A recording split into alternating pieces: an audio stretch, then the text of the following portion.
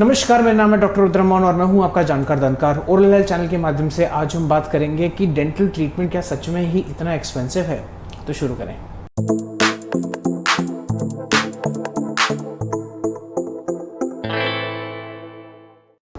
तो कोई भी डेंटिस्ट अगर आप उनसे पूछेंगे कि उनसे अगर ये सवाल पूछा गया है तो वो बोलेंगे हाँ भाई हाँ, बिल्कुल पक्की बात है, मेरे से ये सवाल पूछा गया है कि डेंटल ट्रीटमेंट इतना एक्सपेंसिव क्यों है। बहुत सारे डेंटिस्ट एक बहुत जेनेरिक लेकिन सच जवाब देते हैं कि डेंटल ट्रीटमेंट इतना एक्सपेंसिव नहीं है, निगलेक्ट है। इस पे मैं एक चीज़ ऐड करना चाहता हूँ। मैं अग्री करता हूँ आपके साथ कि डेंटल ट्रीटमेंट इतना सस्ता नहीं है। इस चीज़ को ध्यान से सुनिए कि डेंटल ट्रीटमेंट सस्ता नहीं है, ये ज़्यादा इंपॉर्टेंट चीज़ है। उसका रीज़न मैं आपको बताता हूँ। तो बात करें BDS या MDS, इसमें जो S है वो है बैचलर्स या मास्टर्स ऑफ डेंटल सर्जरी। इसमें जो भी हम काम करते हैं वो काम बहुत डायरेक्ट होता है, बहुत सर्जिकल होता है, जिसमें सर्जिकल इंस्ट्रूमेंट्स यूज़ होते हैं, नॉर्मल इंस्ट्रूमेंट्स यूज़ होते हैं। मोस्टली जब आप डेंटिस्ट्री की बात करते हैं उसमें हमारे जो इंस्ट्रूमेंट्स यूज़ होते हैं वो रोटरी इंस्ट्रूमेंट्स यूज़ होते हैं। रोटरी का मतलब जो घूमते हैं, ड्रिल जैसे बोलते हैं, राइट। अब क्या है, ये सब मैकेनिकल इंस्ट्रूमेंट्स हैं जिनमें जो है वेयर एंड टेयर का स्कोप, यानी कि उनके घिसने का, उनके यूज़अप होने का बहुत रनिंग कॉस्ट ज़्यादा होती है। दूसरी चीज़, जो भी फिलिंग मटेरियल्स हम यूज़ करते हैं, ठीक है, जैसे कि कोई भी फिलिंग का आपका सीमेंट हो गया या कोई भी आपका फिलिंग मटेरियल हो गया या आपका कॉम्पोजिट हो गया, जो भी चीज़ आप यूज़ करते हैं, सर्जिकल इंस्ट्रूमेंट जो आप यूज़ करते हैं, सबका वेयर एंड टेयर होता है। दूसरी चीज़, सिंस हम किसी के मुंह में हाथ और इंस्ट्रूमेंट्स डाल रहे हैं, उस चीज़ के लिए स्टेरिलाइजेशन प्रोटोकॉल फॉलो करना बहुत ज़रूरी है। स्टेरिलाइजेशन प्रोटोकॉल पे भी मैं सोच रहा हूँ कि एक बार एक वीडियो बनाऊँ। अब मैं आपको समझाता हूँ कि स्टेरिलाइजेशन प्रोटोकॉल का मतलब क्या होता है। कोई भी मेटालिक चीज़ या धातुई चीज़ होती है, उस पर कभी भी जो है अगर आप किसी भी नमी वाली एरिया, स्पेशली आपका मुंह का जो एरिया है, उसमें जो है संपर्क होता है, वहाँ पे माइक्रो ऑर्गेनिजम्स और कीटाणु होते हैं। अब आपने उस चीज़ को अगर बिना किसी स्टेरिलाइजेशन के यूज़ किया तो ऑब्वियसली इन्फेक्शन के चांसेस बढ़ जाते हैं, पेशेंट दर पेशेंट, एंड इनफैक्ट हो सकता है कि डेंटिस्ट को भी कोई इन्फेक्शन होने के चांस हो जाए। तो स्टेरिलाइजेशन कॉस्ट ऑफ इंस्ट्रूमेंट्स भी बहुत ज़्यादा होती है। उसमें अगर आप स्टेरिलाइजेशन बिल्कुल स्टैंडर्ड प्रोटोकॉल फॉलो करते हैं तो उसकी रनिंग कॉस्ट बहुत ज़्यादा होती है। हम ग्लव्स यूज़ करते हैं, ड्रेप्स यूज़ करते हैं, मास्क यूज़ करते हैं, और आजकल कोविड के चक्कर में रेस्पिरेटर्स लोग यूज़ करते हैं, वैक्यूम सक्शंस यूज़ करते हैं। तो running cost of a clinic is quite a lot. अब आप पूछेंगे कि कहीं कहीं तो इतना ज़्यादा ट्रीटमेंट का कॉस्ट नहीं होता, बिल्कुल मान लीजिए, लेकिन आपको मैं एक चीज़ समझा रहा हूँ। जैसे कि बहुत सारे डेंटिस्ट बोलते हैं कि डेंटिस्ट्री इज़ नॉट एक्सपेंसिव, इग्नोरेंसेस और निगलेक्टिस, यानी कि आपकी जो डेंटिस्ट्री का खर्चा उतना ज़्यादा नहीं है जितनी आपने अपने ओरल हाइजीन या अपने मौखिक स्वास्थ्य को जो है छोड़ दिया है देखना, उसकी देखभाल करनी छोड़ दी है, वो ज़्यादा महंगा पड़ता है। बिल्कुल सही बात है, इसमें कोई दो राय नहीं है। लेकिन क्वालिटी एंड स्टैंडर्ड जो होता है वो हर से में एक रनिंग कॉस्ट और एक प्रीमियम कॉस्ट के साथ आता है। आप कभी भी किसी भी क्लिनिक में जाएंगे या किसी भी हेल्थ केयर फैसिलिटी में जाएंगे जिसमें स्टेट ऑफ द आर्ट चीज़ें होंगी, वहाँ पे अगर स्टैंडर्ड प्रोटोकॉल फॉलो हो रहा होगा तो उसकी एडेड कॉस्ट होती है। मैं मान सकता हूँ कुछ लोग ये चीज़ अफोर्ड नहीं कर पाते हैं, तो उनके लिए अच्छा है कि बेटर है कि वो या तो किसी चैरिटेबल क्लिनिक में जाएँ या किसी डेंटल कॉलेज या डेंटल हॉस्पिटल में जाएँ जिसमें उनका इलाज सस्ते में हो सकता है। ऐसा नहीं है कि वहाँ पर प्रोटोकॉल फॉलो नहीं होता, लेकिन वो जन सेवा में लगे होते हैं। हम भी कोशिश करते हैं जन सेवा में कर लें, लेकिन देन अगेन हमारे जो है इलेक्ट्रिसिटी बिल्स होते हैं, हमारा कंज्यूमेबल्स होते हैं, रनिंग कॉस्ट होती है, बहुत सारी चीज़ें हैं। And on top of that जो मटेरियल्स हम यूज़ करते हैं वो हर चीज़ में जो है एक उसकी क्वालिटी कंट्रोल वाली चीज़ होती है, जिसका मतलब है कि उसकी एक एक्सपायरेशन डेट होती है। तो इसका मतलब क्या हुआ, अगर आपका जो फिलिंग का मटेरियल है उसको हमें अच्छे से यूज़ करना है तो उसकी एक्सपायरी से पहले यूज़ करना पड़ेगा। ऑब्वियसली हम आपके उसमें एक्सपायरी का चीज़ नहीं डालेंगे, राइट। दूसरी चीज़, जो भी मटेरियल हम यूज़ करते हैं वो बहुत ज़्यादा मॉइस्चर सेंसिटिव होते हैं। आपके मुंह में इतना पानी, थूक, लार और सलाइवा और इतनी नमी है जिससे unfortunately I don't know why, but जो है हमारे पास अभी तक ऐसे कोई आविष्कार नहीं हुए जिसमें कोई मटेरियल ऐसा हो जिसमें नमी से कंटेमिनेशन हो, क्योंकि ये सब सिंथेटिक मटेरियल है। Synthetic material generally are not very good when it comes to interacting with moisture. तो जब हमसे कोई बात करता है इस बारे में कि आपका ट्रीटमेंट कॉस्ट इतना क्यों है, उतना का नहीं है, देखिए इस चीज़ के लिए मैं कभी डिस्कशन नहीं कर सकता, क्योंकि जिस डेंटिस्ट ने अपने तरीके से चार्ज किया है उनका मानसिक माइंडसेट जो होता है, यानी कि उनका जो दृष्टिकोण है वो अलग हो।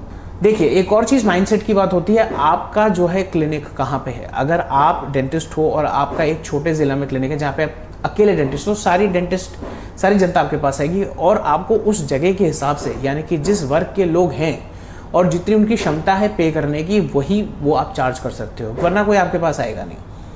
दूसरी चीज़, बड़े शहरों में क्या होता है कि डेंटिस्ट भी ज़्यादा हैं और लोग के एक तरीके से स्टैंडर्ड्स भी और एक्सपेक्टेशंस भी बहुत हैं। तो उस चक्कर में भी आपको उसको मीट करने के लिए अपना क्वालिटी कॉम्प्रोमाइज़ नहीं करना है। अब एक और चीज़ मैं आपको बताता हूँ। देखिए, इंडिया में एक सिंपल सी बात है, बोलना नहीं चाहिए लेकिन बात सच है कि डेंटिस्ट को अभी भी डॉक्टर नहीं माना जाता है। बिल्कुल सच बात है। और एक चीज़ बताता हूँ, इसी माइंडसेट की वजह से दांतों की हेल्थ या दांतों की समस्या को इतने सीरियसली नहीं लिया जाता है। हाँ कि नहीं? बिल्कुल सच बात बोल रहा हूँ मैं। लेकिन आपको कभी भी आरसीटी रिलेटेड दर्द हुआ हो, या किसी से भी पूछ लीजिए जिनको आरसीटी रिलेटेड दर्द हुआ हो, सूजन हुई हो, मसूड़े में बहुत ज़्यादा पस पड़ गया हो, या उनका मुंह नहीं खुल रहा हो, या मुंह से खून निकल रहा हो जिंजिवाइटिस या पायरिया की वजह से, उनसे पूछिए क्या हालत होती है। जब आरसीटी का दर्द ऐसा होता है, लोगों ने ऐसी ऐसी बात कर रखी है मेरे से कि मैं अपनी जायदाद आपको देना चाहता हूँ, मेरा आपने दर्द ठीक कर दिया है। आरसीटी का दर्द लेबर पेन के जस्ट बाद आता है। लेबर पेन ह्यूमन का सबसे इनटॉलरेबल पेन होता है, यानी कि सबसे ज़्यादा जो है पेन स्केल पे मानते हैं लेबर पेन को, यानी कि गर्भ के बाद जब आप बच्चा पैदा करते हो उस टाइम का जो दर्द होता है, ये ऑब्वियसली महिलाएं ज़्यादा समझ पाएंगी। और उसके बाद सीधा आता है दांत का दर्द।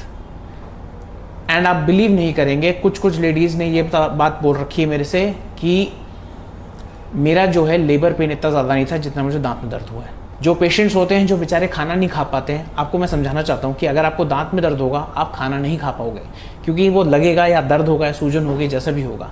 उसके बाद जब आप ऐसे करोगे, आफ्टर दैट जो है आपको पोषण नहीं मिलेगा, क्योंकि आप खाना नहीं खा रहे हो, उससे पूरी साइकिल शुरू होगी, मुंह में छाले शुरू हो जाएंगे, इंडाइजेशन शुरू हो जाएगा, बहुत सारी चीज़ें हैं।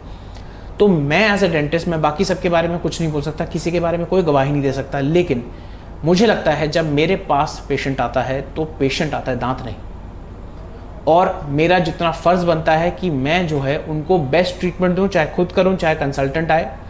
एट द सेम टाइम जो प्रीमियम क्वालिटी ऑफ ट्रीटमेंट है, ताकि उनको बेस्ट से बेस्ट ट्रीटमेंट मिले और उनको जिस तरीके की एक्सपेक्टेशंस है उस पर मैं खरा उतरूँ और उनकी जितनी भी समस्याएं वो सब पूरी हो जाएं। प्लस उनको ऐसा लगे जब मैं क्लिनिक से बाहर निकलूँ डॉक्टर रुद्रा के, तो मेरी लाइफ में एक पॉजिटिव चीज़ हुई है। ये मेरा कर्तव्य है और ये मेरा एम है, ये मेरा गोल है जब भी मेरे पास कोई पेशेंट आता है। अनफॉर्चुनेटली काफ़ी बार पेशेंट्स की जो एक्सपेक्टेशंस होती हैं वो मीट नहीं हो पाती। काफ़ी बार पेशेंट्स बेचारे कुछ ऐसे वर्ग के भी आते हैं जिनके पास इतनी फाइनेंशियल पॉसिबिलिटी नहीं होती या एक प्रोबेबिलिटी होती है कि वो पे नहीं कर पाते।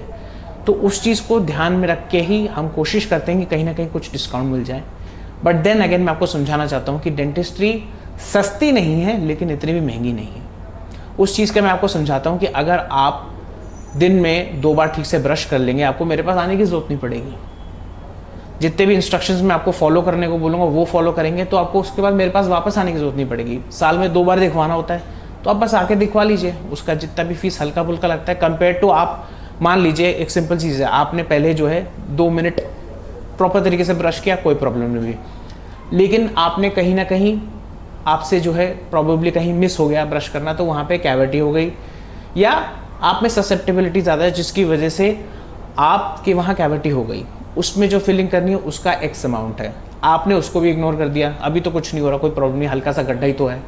फिर आपकी बारी आती है कि थोड़ी सी सेंसिटिविटी है, उसमें भी हमने बोला भाई हम तो योद्धा हैं, कोई प्रॉब्लम नहीं है, कुछ नहीं, थोड़ा सा है, हल्का सा है, लौंग लगा लेंगे, तेल लगा लेंगे, कुछ भी लगा लेंगे, करके छोड़ दो। फिर उसमें नौबत ऐसी है कि आपको दर्द इतना ज़्यादा हुआ कि आप सो नहीं पा रहे हो रात को, ये आरसीटी वाली नौबत होती है। जब आप आरसीटी का प्राइस पूछने जाओगे तो आपको आरसीटी का प्राइस बताएंगे, बोलेंगे बहुत ज़्यादा आस्क कर रहे हैं। फिर हम उस पर बताएंगे कि आरसीटी के बाद दांत को ऐसे छोड़ा नहीं जा सकता, उस पर कैप लगेगी, उसके एक्स्ट्रा चार्जेस लगेंगे, फिर आपको एक मिनी हार्ट अटैक आ जाएगा।